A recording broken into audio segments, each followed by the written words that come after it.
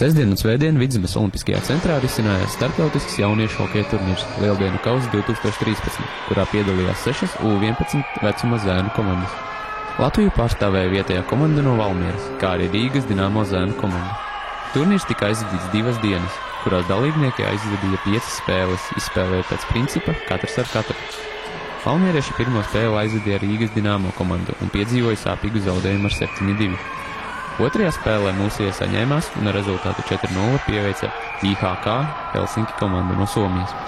Trešajā spēlē vietējie puiši cīnījās ar Igauniem no Narvas un svinēja svarīgu uzvaru ar 4-1. Otrās dienas pirmajā spēlē valmierieši tikās ar Tallinas komandu un cīnījās neizšķirti, bet turnīru noslēgdošajā spēlē valmierieši pārliecinoši uzvarēja Kaļiņingradas komandu ar rezultātu 11-2.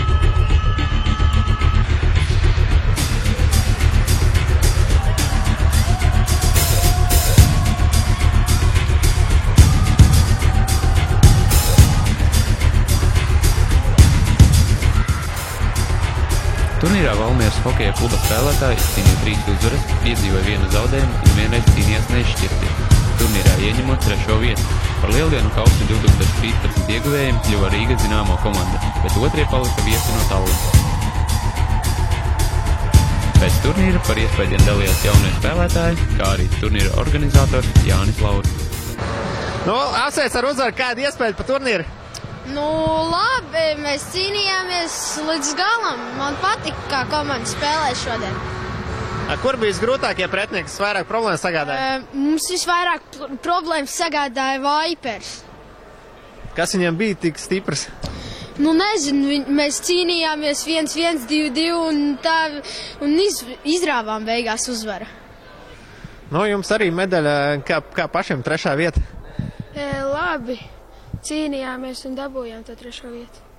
Kas pietrūka, lai apsteigtu Rīgas Dinamo un Vipers komandu? Pirmo spēli mēs cīnījāmies pirmo periodu un otrajā mēs atlaidām un tad viņi samet. Šis turnīrs jau tāda ilgstoša tradīcija un arī šie te kontakti arī gan Igauniem, Krieviem un Somiem.